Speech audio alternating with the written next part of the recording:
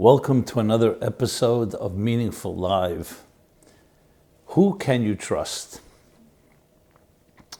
This program is dedicated by Cheryl Galtzur in memory of David Singer, David Ben Yehuda. Who indeed can you trust? Trust is a very interesting, I don't want to say word, that would be too limiting. Trust. How much of life is built on trust? Let's begin where it's always good to begin, with our children, with ourselves as children. Imagine, one of the key things to appreciate something is to imagine if you didn't have it, a lack of it. If we didn't have water, we didn't have oxygen, God forbid. Imagine life without trust. Imagine children did not have parents they can trust, siblings, a home, security, everything that comes in our lives that we rely on. What would life be like? So you may say, I don't need to imagine it. My life is exactly that way. I've heard this, unfortunately, from many people, where they talk about a life that they grew up with, they have no one to trust. But there are also, we all know, variations. Absolutely no one to trust would be, to me, that would be like beyond devastating. I can't even imagine how a person could survive. To know 24/7 there's no one you can trust. In many ways, it's actually worse when there are people you could trust and then they betray you and violate you.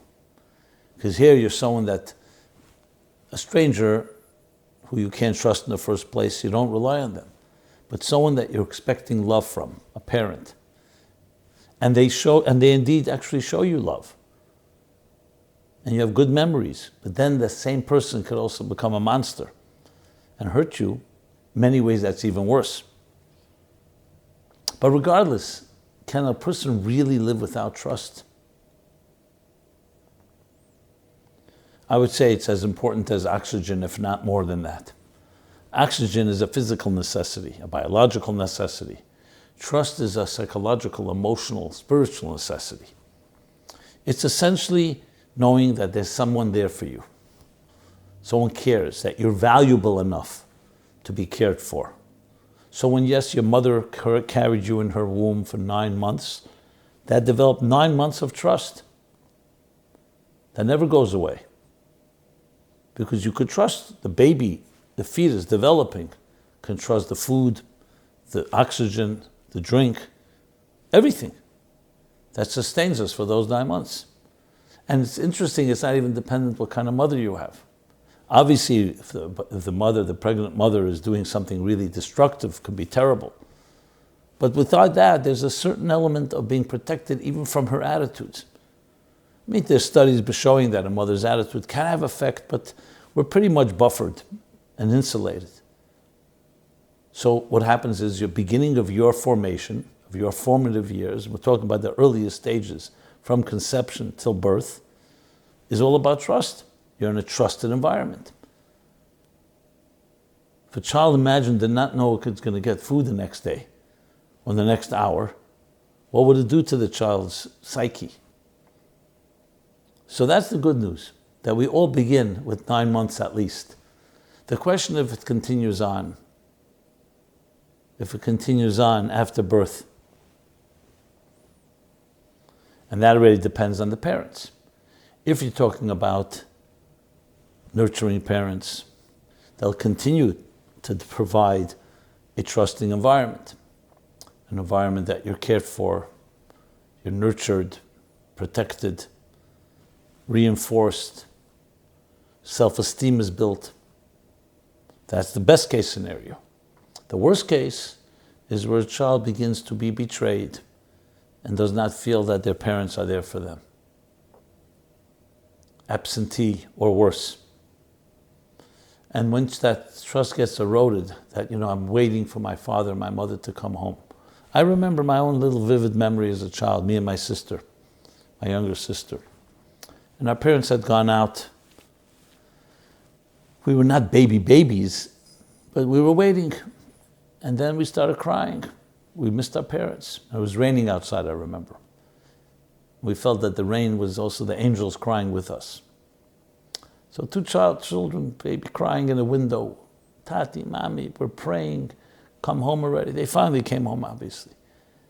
It was actually, it's horrible. And this wasn't like they left for hours or it happened ever before or after again. It was they went out and they thought, it probably was a half hour, an hour if I really think about it. But for children, it doesn't matter the amount of time. Because there's that certain absolute trust. I know you could say it looks naive, but that's why it is. Then people ask, why don't children leave abusive homes? Why don't they just run away? They have nowhere to run to, because for a child in their child's mentality, home is the world. Running outside the door of your house is like falling off the earth. There is no other reality. That's why children that move a lot, you move from homes and so on, it's very disruptive. A child wants to know where it's sleeping every night. Not know consciously, it's just a certain consistency is critical. Because consistency cultivates trust. I know I can rely. I know where I will be tonight. I know that I will be nurtured. I know that I will be tucked in at night by my mother and my father. When those things get disrupted, I don't mean a one-time thing. Consistently, it has strong impact. So trust in that context is vital to building our own self-esteem. Now, once we build it, we still need trust, but you've already established it. And if in some way it's severed or aborted too early and the trust never was built, you will always have issues with anyone you meet, because there'll always be the question, can I trust this person or not? And that's why you find when people date, they start getting involved in emotional relationships, you'll see exactly that will happen. They'll test and test and test and don't trust themselves and don't trust the other. And it becomes an ordeal, a terrible ordeal. So whom can you trust, and how do you find a person that you can trust? Let us say indeed that you did grow up in a home, an environment that was not consistent, was not secure. Maybe at times yes, but at times not. Remember, even if times that's not, that already creates a distrust. Or if you're a person who has grown up with trust, obviously it'll be easier for you. So how do you deal with all that? And how do you build trust in a place where there was lack of trust? So I want to talk about that, how you build trust. Now, you could argue trust is built on perfection. If I can find the perfect partner, the perfect friend, the perfect spouse, whatever, they'll always never make a mistake, and I can start trusting that. That's the illusion of a child, because no human being has that type of perfection. So there's an expression, I'm not sure who coined it, but I think it resonates very deeply. And that is, trust is built not on perfection, but on accountability. Accountability is something completely different. It means even if I make a mistake, I will not cover it up. I'll be transparent, I'll be accountable. I won't hide it, I won't lie. That you can learn to trust, because you know it's not perfection, but there's accountability. That person cares enough. And they're not just there to protect their own skin and hide something that they're embarrassed of, especially something that affects me. Now, I'm not saying that's enough. Accountability is not enough, because some people, okay, they're accountable, then they do it again, and then they're kind of accountable, and then they do it again. We mean a relationship where you see a person has that sincerity, that integrity. But there's a lot more to trust, and we'll talk about that as well. But I first wanted to establish what means the lack of it. Then we can figure out how to build it. Now, keep in mind, if indeed you have trust issues because of your childhood, of your formative years, know that you have a real battle, a real enemy in your life, because everyone is guilty until proven innocent. But don't try to blame it on others. Know that in yourself. I'm not saying beat yourself up, but you need to compensate. You need to address that you have extra sensitivities, just like a person who's been injured and they're making believe they're not injured. No, you are injured, and that part of your hand or arm or body is sensitive. So know that. So that way you won't overblame somebody else and say it's someone else's fault. It's critical to know that. Then there are ways you can start building upon that. So the first step, my friends, is acknowledgement. Acknowledgement, yes, I did grow up without trust in my life. And it created a devastating situation. And I'm trying to remedy that. Don't try to normalize it. Because if you try to normalize a toxic childhood, then that creates even more reason to distrust yourself even. You start trusting yourself. You're not even honest about it. So it's like someone saying, I was traumatized, but no, it never happened. It did happen. You were betrayed. And you can cry about it, and it may be very painful. But some of us cover it up. We cover it up, not the cover up of the other person. And that is never going to be helpful because it's affecting you. So you can play tough and you can play bravado and make believe, not what happened, I got beyond it, I've grown out of it, it doesn't bother me. You need to be honest about it. I'm not saying you have to make it the first, most important priority, but you have to be honest about it. And if indeed you find someone that you feel potential trust, you need to be able to talk about it. Now, many of us are afraid to talk about it because what's that person going to think? And I'm damaged goods. I'm not worthy of trust. If they don't know, maybe they'll be more loving. They know that, a lot of people feel they'll just be replayed. I don't deserve to be trusted. So these are things you have to work through. But then what indeed do you look for in the other? And remember, it's going to be difficult because you're not going to look at the other objectively. You're going to always find something wrong with them, when indeed it could be that you are so sensitive that you're never letting them in. So first thing, acknowledging your own sensitivities and challenges and vulnerabilities and blind spots. And two is identifying what really creates true trust. So trust, let's discuss what that means. If you've not had a role model for that, meaning a parent or an adult that was that way, there are ingredients. The trust that we spoke about before is in the mother's womb. And then a healthy, nurturing environment is a combination of, yes, consistency, security. You feel safe. You feel safe around this person. And not safe for one day or one night. You feel safe over a period of time. It's consistent. You begin to rely on it. Now, may there be a setback? Yes, but there's accountability. These are the things you look for. You end up feeling, you know what? I can let my guard down because this person is a trustworthy person. It's someone I know. And you could test it. I don't mean over-test and make the person crazy, but test it. Let's talk about a problem together. How do we resolve a problem? Whether it's between us or between others. And see how they respond. You see, you know what? I like how this person solves a problem. I feel comfortable consulting with this person. So before opening yourself up where you could be potentially hurt, just see how the problem person is a problem solver, how they resolve issues. These things are factors that help build and cultivate the element of trust. What else is there in trust? Humility. The humility. Arrogance is never good for trust. Because arrogance means this person is going to be more busy about showing off or demonstrating that they're right than ever acknowledging a wrong. Humility means they acknowledge things, they admit the mistake, they're not overly pompous. There's a certain refinement and kindness in the person. That's another thing, kindness. Empathy. Obviously, narcissism is, again, one of the worst things for trust. You can't trust a narcissist because it's all about them, no matter how they dress it up and package it. So there are many factors, there are many things, and I've listed a few here, that when you start looking for them, but you have to look for them, and you have to know that you may be extra sensitive. And you can test, in a sense, give the person the benefit of the doubt. And when a mistake happens, you can address it. Don't just say, oh, you've disappointed me, or in your heart say, disappointed, yet another disappointment. Now, there will be people who are duplicitous, lie. Obviously, people of that are not exactly going to gain your trust, especially someone who says, trust me. So bottom line is, that all this are factors, but it's all about really being honest with yourself, honest with your situation. And most important, you have to remember, you could find people to trust.